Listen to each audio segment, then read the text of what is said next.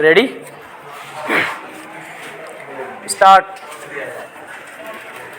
समंदर ने हमें बहुत कुछ दिया है, लेकिन हम उसे कचरे के सिवाय कुछ नहीं दे रहे।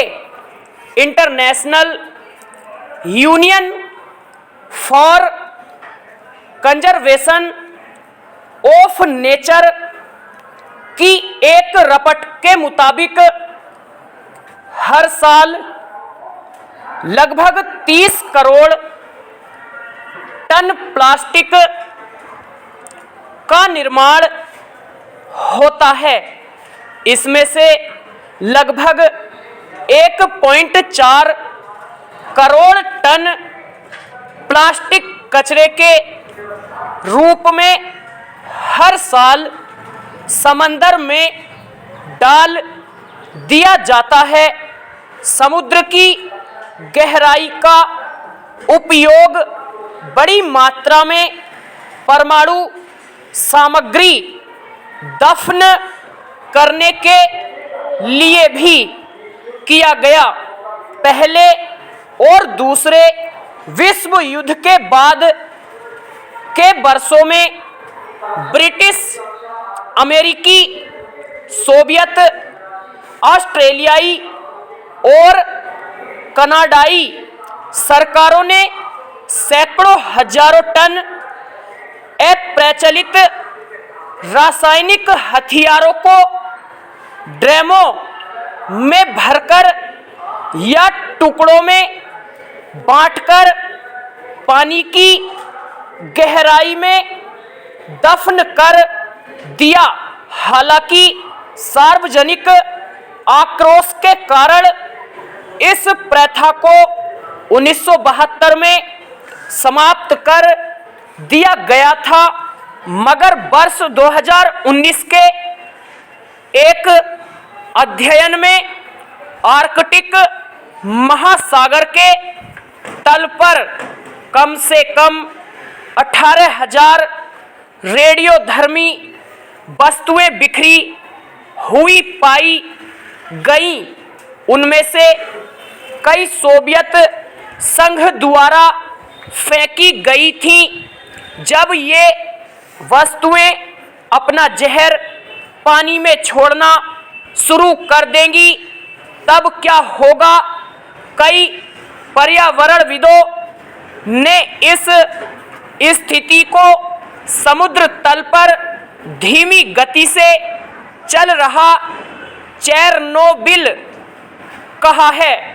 हालांकि सोवियत संघ ने किसी भी अन्य देश की तुलना में समुद्र तल पर अधिक परमाणु कचरा फेंका था, लेकिन इस मामले में यह अकेला नहीं था। 1948 और 1982 के बीच ब्रिटिश सरकार ने लगभग 70,000 टन परमाणु कचरा समुद्र की गहराई में भेज दिया।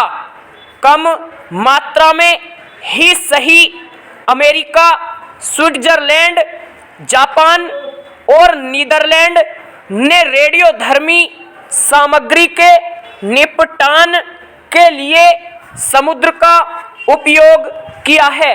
अब जबकि अंतर्राष्ट्रीय संधियां समुद्र में रेडियोधर्मी सामग्री के निपटान पर रोक लगाती है, ब्रिटिश सरकार कुम्ब्रिया के समुद्र तल के नीचे 100 टन के अधिक प्लूटोनियम सहित 7.5 लाख घन मीटर परमाणु कचरे के निपटान की योजना तलाश रही है।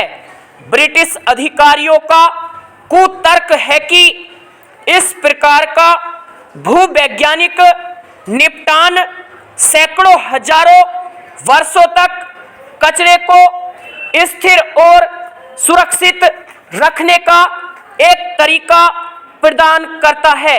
समुद्र में परमाणु कचरे का निपटान लापरवाही और लालच की एक बहुत बड़ी कहानी का सिर्फ एक हिस्सा है।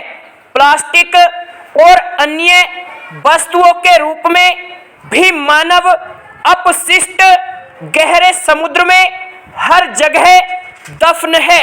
चेंज कचरे का यह ज्वार समुद्र के सबसे गहरे और दूरस्थ हिस्सों तक पहुंच गया है। सबसे अधिक परेशान करने वाली बात समुद्र की गहराई में माइक्रोप्लास्टिक का बढ़ता संचय है। कुछ माइक्रोप्लास्टिक बड़ी प्लास्टिक वस्तुओं के पानी में टूटने का परिणाम होते हैं। समुद्र की ऊपरी परतों में माइक्रोप्लास्टिक ने खाद्य श्रृंखला पर आक्रमण किया है।